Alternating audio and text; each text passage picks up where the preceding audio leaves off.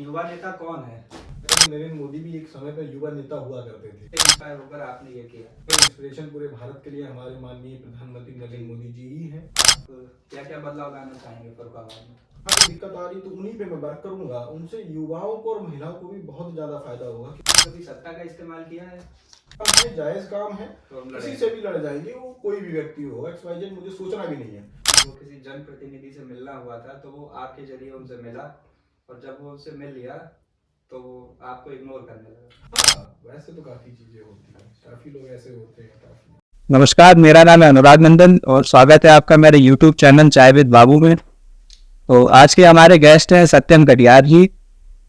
नमस्कार सत्यम कटियार जी, स्वागत है आपका हमारे चैनल। तो जैसा कि हम लोग जानते हैं कि एक युवा नेता की समाज ने एक हास्य वाली छवि बना रखी है कि युवा नेता ये होता है, वो युवा नेता दिखावा करता है या युवा नेता कुछ होता ही नहीं है। तो इस पर आपका क्या कहना है कि युवा नेता कौन है? देखिए, अगर युवा नेता नहीं होंगे तो मुझे लगता है कि नरेंद्र मोदी भी एक समय पर युवा नेता हुआ करते थे, लेकिन उन्होंने इतना स्ट्रगल किया, इतना मेहनत किया। आज देखिए कि विश्व के सबसे लोकप्रिय नेता है, वो सबसे बड़ी पार्टी है पूरे विश्व की। तो मुझे लगता है कि जो लोग हास्य का एक चीज बनाए हुए हैं वो गलत है युवा नेता। हाँ, युवा नेता को, क्योंकि युवा नेता से ही तो राजनीति स्टार्ट होती है। तो मुझे लगता है ऐसे बहुत सारे एग्जाम्पल्स जो मैं आपको दूंगा तो मुझे लगता है वो लोग गलत ही होंगे। हाँ, तो राजनीति में आपके सफर की शुरुआत कहाँ से हुई है? राजनीति की सफर की शुरुआत हमने अखिल भारतीय विद्यार्थी परिषद से की। उसमें काफी टाइम तक मैंने बहुत कुछ सीखा। 2018 से मैं अखिल भारतीय विद्यार्थी परिषद में रहा हूँ। तो लोगों से जुड़ना, संगठन में सेवा कैसे करनी है, संगठन को मजबूत कैसे करना है, तो वहाँ मुझको सारी चीजें सिखा दी गई। लोगों से संपर्क कैसे साधना है। फिर उसके बाद 2021 में सितंबर मंथ में भारतीय जनता युवा मोर्चा में जिला मीडिया प्रभारी का दायित्व मुझे सौंपा गया। तो उस दायित्व के बाद मैं भाजपा युवा मोर्चा में काम कर गया। और जनता की समस्याओं को सुनना तथा उनका निवारण करना, ये आपने अखिल भारतीय विद्यार्थी परिषद में ही सीख लिया था? जी, अखिल भारतीय विद्यार्थी परिषद में सारी चीजें जहां तक की सिखाई दी जाती हैं, मुझे लगता है कि वो हमारा फर्स्ट प्लेटफॉर्म होता है जो कि मुझे एक अच्छा युवा नेता बना देता है। और जब मैं भाजपा युवा मोर्चा में आया तो मुझे बहुत कुछ सीखने को मिला। भाजपा की राजनीति करने का मौका मिला, मुझे अपने जनप्रतिनिधियों से मिलने का मौका मिला। और कुछ लोगों की समस्याएं ऐसी होती हैं जिनका निवारण हम लोग नहीं कर पाते हैं, तो अपने जनप्रतिनिधियों तक उनको ले जाते हैं और उनका विस्तार से निवारण करवाते हैं। तो यहाँ तक पहुँचने के लिए आपने जो सफर तय किया है, तो आपकी इंस्पिरेशन कौन रहा है? किससे इंस्पायर होकर आपने ये किया? कोई इंस्पिरेशन की अगर आप बात करें तो आप जानते हैं इस टाइम सबसे बड़े इंस्पिरेशन पूरे भारत के लिए हमारे माननीय प्रधानमंत्री नरेंद्र मोदी जी ही हैं। और जब वो 2014 में प्रधानमंत्री बने तो उसके बाद में उनकी लोकप्रियता को देखते हुए हम उनसे बहुत ज्यादा इंस्पायर हुए थे। इसी वजह से मैंने भारतीय जनता पार्टी को ज्वाइन किया और मैं आज भारतीय जनता पार्टी में हूँ। भारतीय जनता पार्टी में जब आपकी नियुक्ति जिला मीडिया प्रभारी पर हुई थी तो इसमें आपका क्या अनुभव रहा था? जब भारतीय जनता पार्टी युवा मोर्चा में मुझे जिला मीडिया प्रभारी का दायित्व दिया गया था, मुझे बहुत खुशी भी हुई थी, क्योंकि जिला मीडिया प्रभारी का दायित्व एक बहुत ही अहम दायित्व होता है जिले में। और इससे होता क्या है कि मैं पार्टी की सारी चीजों को अपने मीडिया जो बंधु होते हैं उन तक कैसे पहुंचाई जाए, इनसे भी सीखने भी मिलता है। और उसके साथ साथ मुझे मीडिया के टच में कैसे रहना है, उनसे बात कैसे करनी है, अपनी पार्टी की एडवांटेज कैसे वहां तक पहुंचाने, ये सारी चीजें मुझे सीखने को मिले हैं मीडिया के माध्यम से। मुझे लगता है कि जिला मीडिया प्रभारी का जब से मुझे दायित्व मिला है तो मुझे कहीं पे भी किसी भी चीज को, अपनी पार्टी की बातों को, अपनी पार्टी की नीतियों को रखने में कहीं पे भी दिक्कत नहीं है। मुझे बहुत कुछ सीखने को मिला है। और बहुत सी ऐसी कुछ बातें रहती होंगी कि जब आप जिला मीडिया प्रभारी नहीं थे तो बात आगे नहीं पहुंच पाती होगी जी, लेकिन जिला मीडिया प्रभारी पर नियुक्ति होने के बाद जब आपने मीडिया से अपना संपर्क किया तो जनता की समस्याओं को और अपनी बात को काफी आगे तक पहुंचाने में भी बहुत मदद मिली होगी आप? जी, बिल्कुल मदद मिली। अगर कोई भी छोटा सा भी ऐसा कुछ काम किसी का होता नहीं हो पाता है तो जब वो किसी के पास एप्लीकेशन लेके वो व्यक्ति गया, जैसे कि मान लीजिए जिला अधिकारी महोदय के पास गया, ठीक। तो महोदय के पास एप्लीकेशन तो दे दिया, लेकिन उसकी बात को वो जनता तक कैसे पहुंचाई जाए, पब्लिक तक कैसे पहुंचाई जाए। तो इसमें मान लो वो मेरे पास अगर आया है और वो एप्लीकेशन वहां देने गया, तो मैंने किसी भाई से बोल दिया कि भैया ऐसे व्यक्ति आ रहे होंगे वहां पे, एप्लीकेशन देंगे अपनी समस्याओं के बारे में, तो कृपया आप भी उनकी चीजों को कवर कर देना और न्यूज में निकाल देना। तो वो मेरी बात को थोड़ा सा मानते थे और प्रिंट निकाल देते, प्रिंट मीडिया पे या इलेक्ट्रॉनिक मीडिया पे, तो उसकी परेशानी जो भी होती थी वो निकाल देते थे न्यूज में। तो ऐसी काफी समस्याएं का सामना जब मैं मीडिया प्रभारी नहीं था तब होती थी, क्योंकि मैं मीडिया से जुड़ा हुआ नहीं था। जब मीडिया से जुड़ा हूं तब से मुझे लगता है मेरे साथ साथ मैं अन्य लोगों की भी मदद कर पाता हूँ मीडिया के माध्यम से। और मीडिया प्रभारी पर नियुक्ति ना होने से पहले बहुत से कार्य ऐसे भी रहे होंगे जो आपने किए हैं लेकिन वो प्रचलित ना हो पाए हो। हाँ, काफी ऐसे कार्य होते थे जो मैं करता तो था, लेकिन मीडिया तक पहुंच ही नहीं पाते थे। मेरे पास कोई संसाधन ही नहीं होते थे कि मैं, कुछ लोग ऐसे थे मैं उनको जानता ही नहीं था। और उसकी जब मैं बना तो आज ऐसा है कि सभी से मेरे संपर्क हैं और सभी मुझे स्नेह भी देते हैं, जितने भी मीडिया के बंधु है, जो भी हमारे ब्यूरो चीफ होते हैं, सभी का आशीर्वाद बना रहता है हमारे ऊपर। हम लोग ये समझ सकते हैं कि जिला मीडिया प्रभारी नियुक्ति होने के बाद से काफी अच्छा अनुभव रहा है आपका। हाँ, बहुत अच्छा अनुभव रहा है। भाजपा से भी मेरा बहुत अच्छा अनुभव रहा है। भाजपा एक इतनी अच्छी पार्टी है कि आपको एक अच्छा नेता बनाने के लिए हमेशा निरंतर प्रयास करती रहती है।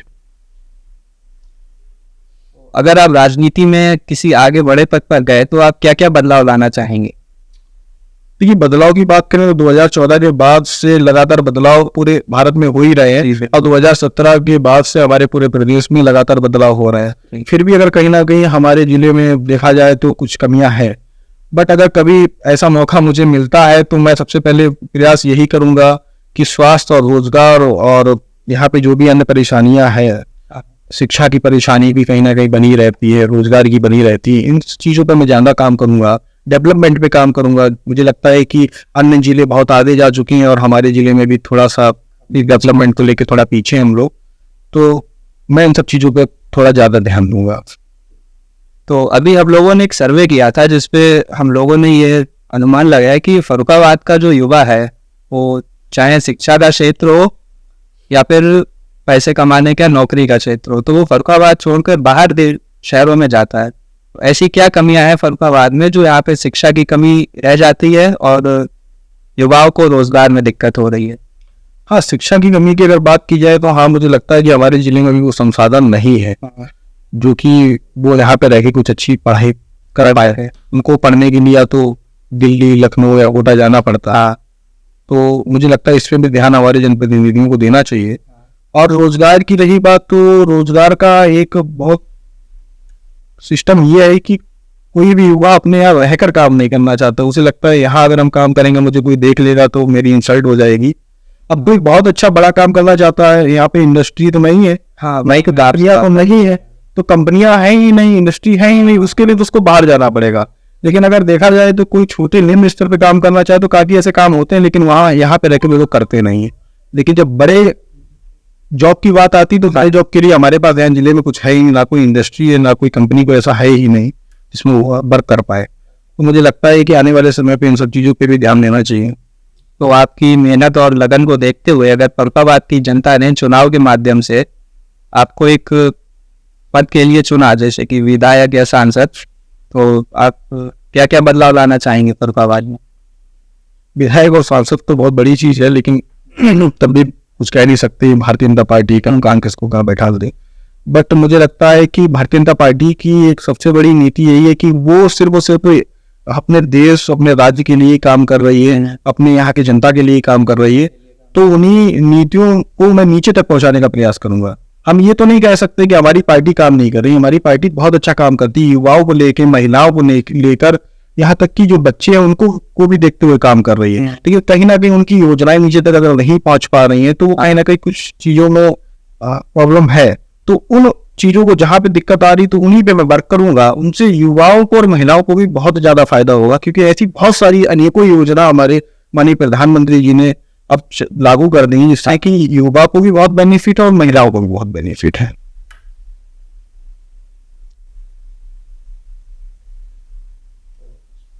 जब से आप इस पार्टी में शामिल हुए तो क्या आपने कभी सत्ता का इस्तेमाल किया है? देखो, सत्ता का इस्तेमाल तो खैर नहीं, क्योंकि ये पार्टी जो है एक लोकतांत्रिक पार्टी है, कोई समाजवादी पार्टी नहीं है कि यहाँ आता है, ऐसा नहीं रहता।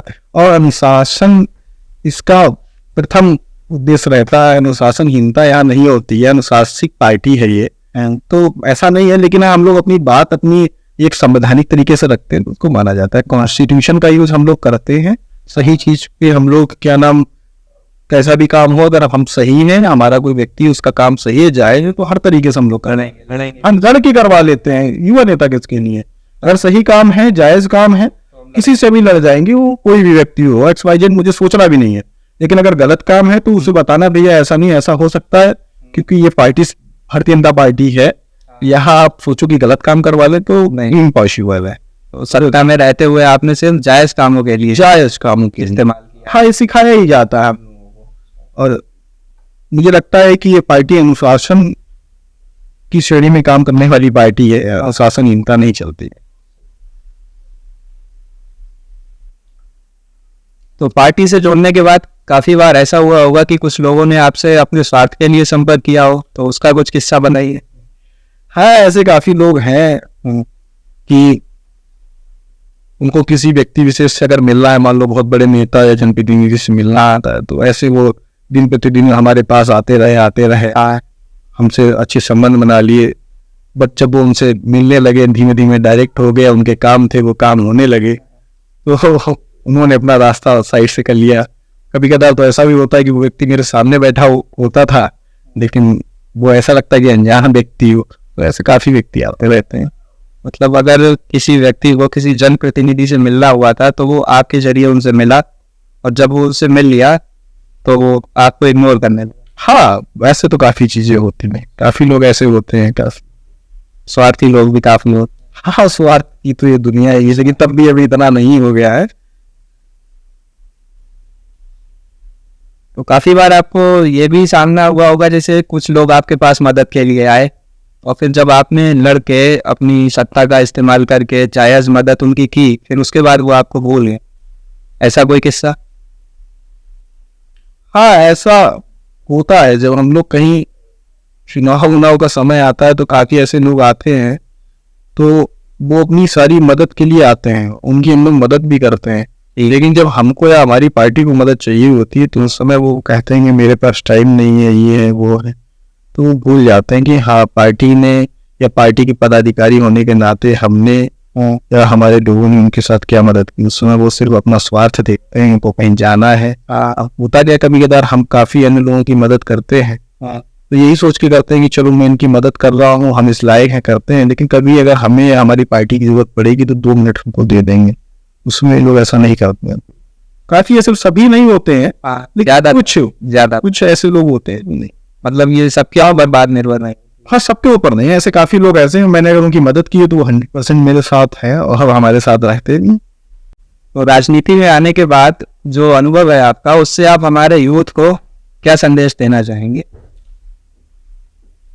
अब हम भी यूथ हैं, आप भी यूथ हैं, तुम्हारा तो यही संदेश दूंगा कि यूथ को पढ़ना चाहिए, अपनी लाइफ में वो जहाँ जाना चाहता है, जहाँ उसने सोचा है कि मैं जॉब करना चाहिए, लेकिन कहीं ना कहीं उसको पॉलिटिक्स में जरूर आना चाहिए। मतलब कि नॉलेज गेन करने के बाद अगर वो व्यक्ति पॉलिटिक्स में आता है तो मुझे लगता है कि बहुत ज्यादा सुधार हमारे प्रदेश में, हमारे देश में हो जाएगा। क्योंकि कुछ ऐसी जगह होती हैं वहां ऐसे लोग बैठे हुए हैं, उनको नॉलेज ही नहीं है उन्हें करना क्या है। जब उनको सही गलत का नॉलेज नहीं है तो वो कुछ नहीं कर सकते। अगर पढ़ा लिखा यूथ कल को अगर पॉलिटिक्स में आ जाएगा तो मुझे लगता है बहुत अच्छा डेवलपमेंट हो जाएगा। बहुत सी ऐसी चीजें हैं जिनके बारे में हम लोगों ने कभी सोचा नहीं होगा, वो भी हो जाएगी। तो मैं तो उनसे यही कहूंगा, पढ़ने के बाद आप प्रयास करो कि जॉब आपको होता है, क्योंकि हर व्यक्ति ज्यादा जॉब लग जाएगी, दूसरा नहीं होने लगेगी, फैमिली का सपोर्ट कर सकता है। लेकिन फिर भी अगर कहीं ना कहीं किसी यूथ को लगता है कि नहीं मेरा चल जाएगा बिना जॉब की, तो पॉलिटिक्स में उसको आना चाहिए। साइड में अपना वो बिजनेस करे, एक अपना खुद का एम्पायर खड़ा कर ले और पॉलिटिक्स में आके समाज सेवा भी करे और अच्छी चीजों को रिप्रेजेंटेटिव बन के उनको फायदा मिले। लेकिन राजनीति में आने से पहले उसे प्राथमिकता देनी है अपनी शिक्षा को, शिक्षा पहले उसे अपनी पूरी करनी है, उसके बाद क्योंकि पढ़ा लिखा व्यक्ति ही तो चीजों को आगे ले जा पाएगा। उनको पता है मेरे को देना क्या है, मुझे पब्लिक को क्या देना है, जो बच्चे छोटे छोटे उनके लिए मुझे क्या करना है, कैसी योजनाएं लागू करनी है। तो एक पढ़ा लिखा शिक्षित व्यक्ति मुझे लगता है कि बहुत अच्छा एक रिप्रेजेंटेटिव बन सकता है। वो अपनी बात को सदर तक ले जाएगा, अपनी चीजों, अपनी यहाँ की परेशानियों को वहां तक ले जाएगा। तो पढ़ाई तो बहुत ही जरूरी है। शिक्षा, अगर आप शिक्षित नहीं है तो मुझे लगता है कि पॉलिटिक्स में आप आएंगे तो खूब ओवर ही करेंगे आके, और अगर आप पढ़े लिखे होंगे तो बहुत अच्छा दे पाएंगे, रिस्पॉन्स देंगे आप हमारे प्रदेश को, देंगे जहाँ आप रहते हैं, अपने क्षेत्र को देंगे। मतलब अगर आप एक शिक्षित व्यक्ति हैं, फिर आपने राजनीति में कदम रख के एक पद लिया नेता का, जी जी। उसके बाद आप जनता की समस्याओं का ज्यादा अच्छे से निवारण कर पाएंगे। हाँ, आपको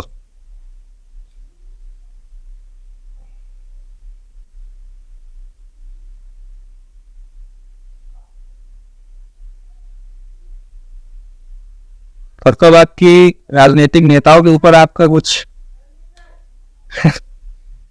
नेताओं के ऊपर क्या, मुझे लगता है कि सारे नेता ठीक ही अपना अपना काम करते हैं, जो भी हो पाता है हमारे जिले के लिए वो करते हैं, और जो भी योजनाएं हमारी सरकार देती है उनको भी जनता तक पहुंचाने का पूरा काम करते हैं।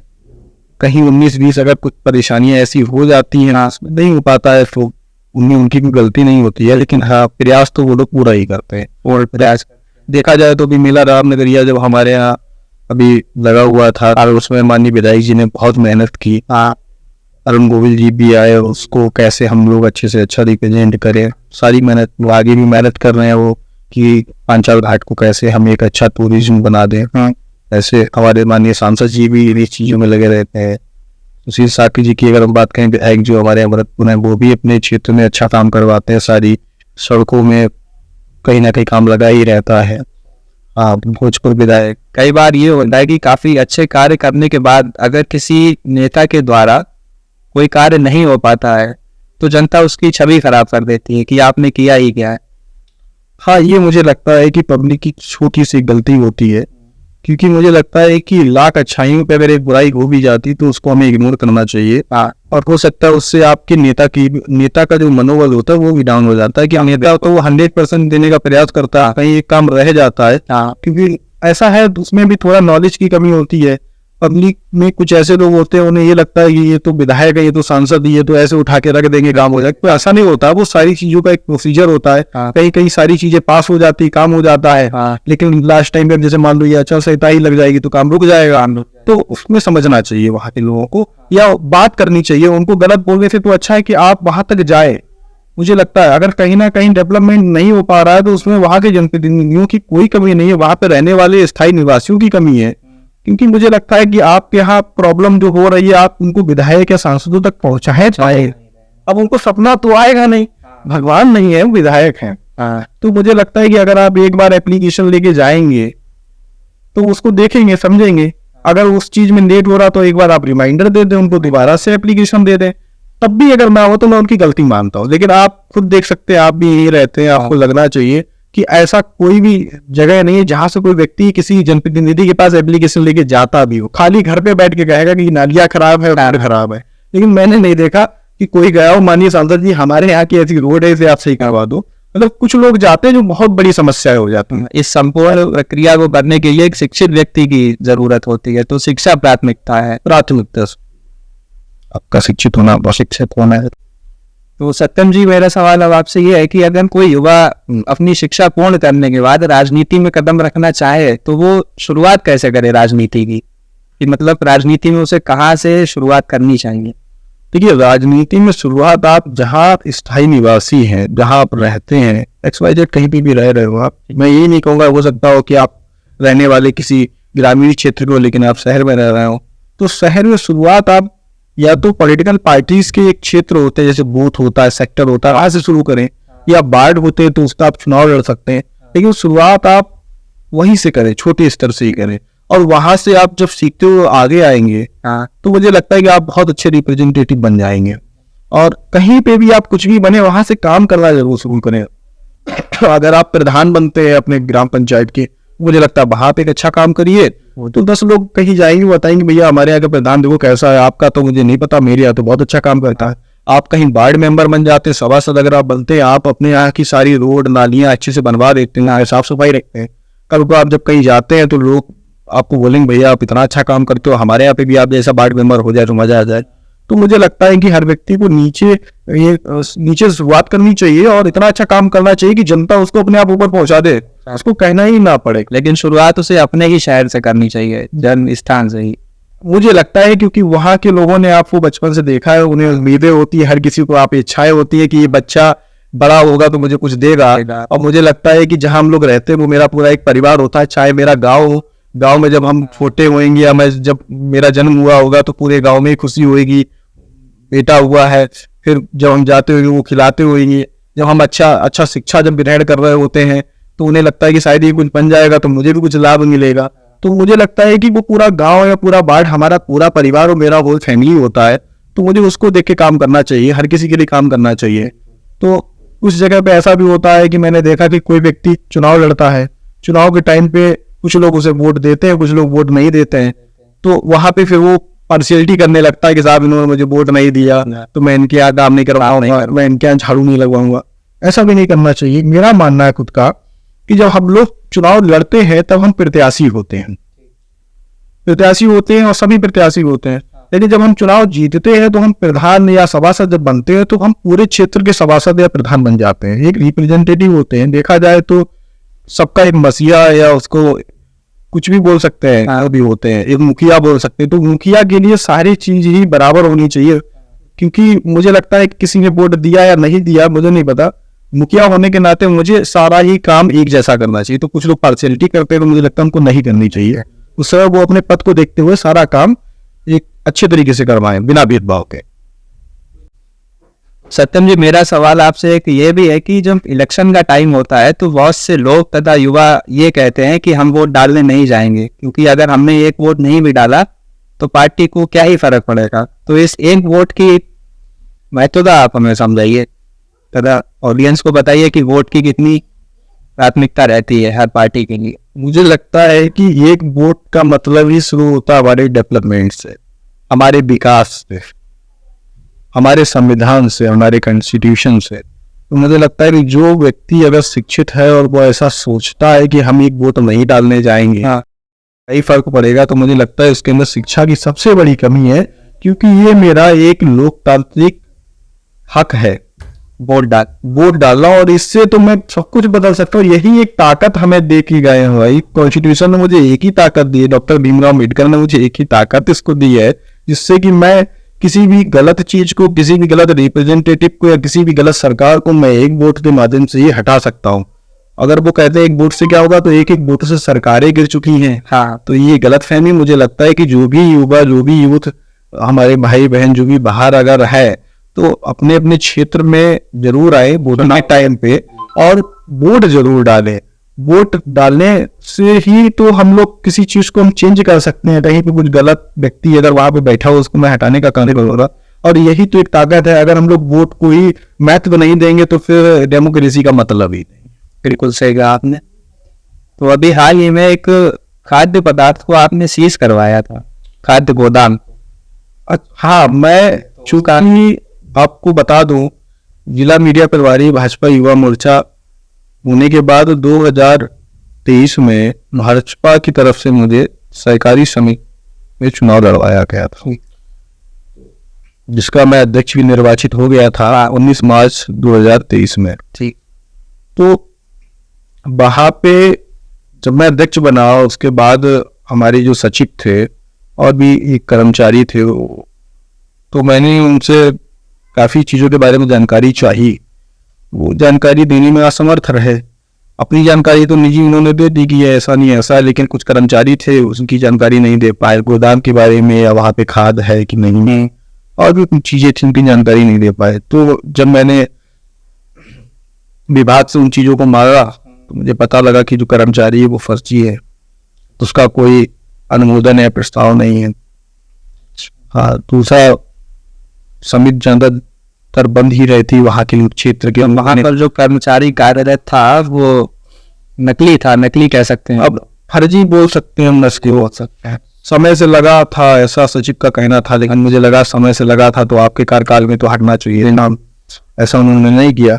और वहां के जो हमारा क्षेत्र है लगभग 12-14 ग्राम पंचायतें आती हैं उसमें, तो वहाँ के जो भी हमारे किसान भाई लोग हैं उनसे जब मैं मिला तो उन्होंने यही बताया कि ज़्यादातर हम जाते हैं खाद अगर मुझे चाहिए होती है तो खाद मिलती ही नहीं है, बंद रहती है गोदाम, लोनिंग भी नहीं हो रही थी। तो जब मैंने जिलाधिकारी महोदय को इसकी शिकायत की, सत्यापन दिया आप? कि ऐसा ऐसा सर हमारी समिति में परेशानियां हो रही हैं, ऐसे ऐसे कर्मचारी लगे हुए हैं और मुझे लगता है अनियमितता हो रही है वहां पर। तो जब उन्होंने जांच बैठलवाई तो जांच के दौरान भी वो लोग जो है दोषी पाए गए। फिर उसके बाद जब वो लोग दोषी पाए गए तो उनके द्वारा भी कुछ ऐसे काम किए गए जो मुझे लगता है कि अनुशासनहीनता होता है। मेरे इजाजत के बगैर ही वो बैठक बुला लेती थी एजेंडा जारी करके। सचिव? हाँ सचिव जी, क्योंकि अनुशासनहीनता, अध्यक्ष के बिना इजाजत के या बिना सहमति से कोई आप बैठक में अच्छे संगीत में आ सकते थे। तो इन सब विषयों पर मैंने फिर दोबारा जब शिकायत की तो उसमें फिर यही निस्तारण निकला कि प्रशासनिक कमेटी ने फैसला लिया कि इनको यहाँ से ट्रांसफर कर दिया जाए और एक अच्छे सचिव को यहाँ पे नियुक्त करके इस समिति का संचालन करवाया जाए। क्योंकि 1 तारीख को वो समिति जब उनका ट्रांसफर 15 तारीख को हो गया था तो वो विभाग द्वारा उनको लेटर जारी किया गया कि आप अपना योगदान करके चार्ज दे दें नए सचिव को, बट उनके द्वारा दूसरे सचिव को चार्ज नहीं किया गया। तो जब नहीं किया गया तो दूसरा लेटर शायद विभाग द्वारा जारी किया गया होगा कि अगर आप इतने दिन तक नहीं करते हैं तो समिति को सील कर दिया जाएगा। तो बाहर गबन ना हो जाए, जैसे चाबी तो उन्हीं के पास था, या मान लो गबन भी कर सकते थे, खादात भी गायब रख सकते थे, काफी चीजें अंदर थी, उनको कुछ भी कर सकते। तो ऐसी आशंका उनको जब लगी अधिकारियों को तो उन्होंने 1 तारीख को फैसला लिया और उस समिति को सील कर दिया। मैं भी वहां पे मौजूद ही था, मेरी मौजूदगी में ही समिति को सील किया गया। तो जब समिति सील कर दी गई तो वहां के लोगों को परेशानियां होने लगी। वहां के किसानों को खाद चाहिए, किसी को लिक्विड चाहिए, प्रॉब्लम हो रही थी। तो अधिकारियों द्वारा निर्णय लिया गया तो उनको 3 तारीख को उसको खोल दिया गया था और दूसरे सचिव को चार्ज दे दिया गया था, ताला तोड़ के चार्ज करवाया गया था। तो अभी वहां पर नए सचिव की नियुक्ति हो चुकी है? जी, वहां अतिरिक्त प्रभाव से दूसरे सचिव हमारे हैं, उनको नियुक्त कर दिया गया। शायद नहीं,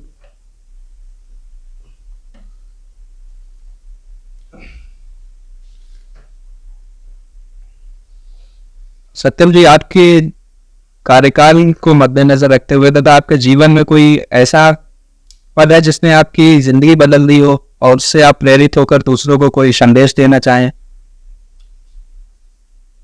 जीवन में माँ बाप से बड़ा कोई प्रेरणा स्रोत होता नहीं है। अगर हम लोग व्यक्तिगत की बात करें, राजनीति की बात करें, तो राजनीति में तो मैंने आपको बताया नरेंद्र मोदी जी हैं, उनसे मैं इंस्पायर हुआ। लेकिन माँ बाप से मैंने बहुत कुछ सीखा है, जिन्होंने मुझे आज जिनकी चीजों को मैं देख के बदलाव में लाया हूँ। काफी सारे संसाधन होने के बावजूद भी कोई अगर व्यक्ति खुद से स्ट्रगल करके कुछ करता है तो मुझे लगता है उससे प्रेरणा मिलती है। तो मुझे अपने फादर मदर से बहुत ज्यादा प्रेरणा मिली है और बहुत बड़ा बदलाव मेरे अंदर उन्हीं की वजह से आया है। जो रिस्पॉन्सिबिलिटीज हैं, जिम्मेदारियां हैं, किसी के साथ गलत नहीं करना है, तो वो उन्हीं से सीखा है। कि मेरे घर में आज भी अगर मैं सुबह से निकलता हूँ शाम तक मुझे सारा ब्यौरा अपनी माँ को देना पड़ता है। गलत तो नहीं किया किसी के साथ। तो वो माँ तो सबसे बड़ी इंस्पिरेशन है मेरे लिए। मेरी 2 बहनें हैं, उन्होंने भी मेरी बहुत मदद की। वो भी माँ की तरह मुझे प्यार करती हैं और वो भी मेरे लिए देखा जाए तो इंस्पिरेशन ही है। हमारे भाई हैं, वो हमारे ब्लाइंड सपोर्टर। देखा जाए तो आज अगर मैं कुछ भी हूँ तो उनके सपोर्ट से ही हूँ। हर क्षेत्र में वो मेरा सपोर्ट करते हैं, चाहे वो बिजनेस हो, चाहे पॉलिटिक्स हो, हर क्षेत्र। आपके जीवन का कोई ऐसा किस्सा जिससे आपको बहुत ही बदलाव महसूस हुए हो? हाँ, किस्सा क्या है, वो तो हम सभी लोगों का किस्सा है। कोविड टाइम में जब हमारे पूरे देश में क्या हर जगह पे यही था, कोविड ही था। तो उस समय मैंने बहुत चीजों को अपने सामने देखा जो कि मैंने अपनी लाइफ में नहीं देखा था। जैसे कि एक इंसान के पास सब कुछ है, पैसा है, दौलत है, लोग भी हैं, सब कुछ है, लेकिन वो एक छोटी सी बीमारी, बड़ी सी बीमारी, लेकिन देखा जाए तो सब कुछ आपके पास है। लोग कहते हैं पैसा है, दौलत है, सब है, तो लेकिन वो बीमारी आई और आपकी सारी चीजों को वहां मतलब कि संसाधन होने के बावजूद भी आप उसका इस्तेमाल नहीं कर पाए। तो उनसे भी मुझे बदलाव ये हुआ कि मुझे लगता है कि इंसान को लाइफ में पैसे से ज्यादा थोड़ा सा संबंधों पे ध्यान देना चाहिए, कि कुछ नहीं पता होता है लाइफ में कब क्या हो जाए, कब ऐसी चीजें, लोग कहते हैं कि पैसा ही सब कुछ है, तो ये गलत फहमी मुझे लगा उस समय मेरे अंदर ये बदलाव आया कि पैसा ही सब कुछ नहीं है। अगर आप बदलाव की बात करते हैं, पैसा ही सब कुछ नहीं है। और उस समय देखा जाए तो जब आप उस स्थिति में थे तो पैसा काम नहीं आता था, लेकिन शायद कुछ आपके रिलेटिव्स या कुछ आपके संबंध, वो आपके संबंध काम आए। तो संबंधों को बनाए रखनी चाहिए और पैसे के पीछे तरह नहीं भागना चाहिए। लाइफ में अगर कुछ आपके साथ ऐसा हो जाए कि कुछ आप चाह रहे हो नहीं मिले, तो अफसोस नहीं करना चाहिए और आगे बढ़ो, लाइफ को एंजॉय करो, फैमिली के साथ टाइम स्पेंड करना चाहिए आपको सबसे ज्यादा। तो कुछ लोगों की ये धारणा है कि पैसा ही सब कुछ होता है, तो उन्हें अपनी धारणा बदलनी होगी। हाँ, ऑफकोर्स पैसा ही सब कुछ नहीं होता है। बिल्कुल भी नहीं। हाँ, ये नहीं कह सकते कि कुछ भी नहीं होता है, लेकिन हाँ, सब कुछ नहीं होता। पैसा हम लोगों के लिए जरूरत है। मुझे लगता है कि ये सारी चीजें सेकेंडरी हैं और फैमिली और जो हमारे लोग हैं, जो हमारे संबंध हैं, जो हमारे रिलेशन हैं, वो हमारे लिए प्राइमरी होने चाहिए। और हमारे रिलेशन सिर्फ इंसानों से ही नहीं, जो भी हमारे नेचर है उनसे भी रिलेशन हमारा बहुत अच्छा होना चाहिए। लेकिन आज के समय में देखा जाए तो लोगों ने इसका वाइस वर्सा कर दिया, प्राइमरी कर दिया पैसे को, सेकेंडरी कर दिया बाकी चीजों को। तो उन सारी चीजों को उनको नुकसान भी देखने को मिल रहा है। हाँ, कि कहीं ना कहीं किसी के यहाँ जब ट्रेजेडी हो जाती है, तो एक समय हुआ करता था कि 200-250 आदमी एक साथ निकला करते थे, उनके दुख में शामिल हुआ करते थे। आज 200-250 आदमी तो बहुत दूर की बात नहीं, 4 आदमी 6 आदमी नहीं मिलते हैं। तो ऐसा सिर्फ इसी वजह से हुआ कि लोगों ने प्राइमरी पैसे को दिए, सेकेंडरी और चीजों को दिए। हाँ, मुझे लगता है, लेकिन अभी सारी जगह ऐसा नहीं हुआ है। ज्यादा जगह इसलिए नहीं हुआ है क्योंकि अभी भी वो पुराने लोग अभी हैं। हाँ। और हम जैसे लोग भी पुराने लोगों से सीखते हैं। तो मुझे लगता है कि मैं अपनी पुरानी जो प्राचीन चीजें उनको भूलने का प्रयास नहीं करता हूँ, जुड़ा हुआ हूँ मैं भी अपनी संस्कृति से। तो लेकिन कुछ जगह पे जो है बाहर लोगों को लगता है कि वो पूरे दिन सुबह गए शाम को आए, सुबह गए शाम को आए, तो पैसे के अलावा वो कुछ नहीं। तो मुझे लगता है टाइम देना चाहिए। अगर आपको वीकेंड भी मिल रहा है तो आप अपनी फैमिली में या गाँव में जो भी आपके लोग रहते हैं, आपको जाना चाहिए। धन्यवाद सत्यम जी, थैंक यू सो मच। बहुत बहुत शुक्रिया आपका हमारे चैनल पर आने के लिए। आशा करते हैं हम लोग जल्दी मिलेंगे। Okay, thank you. ठीक है।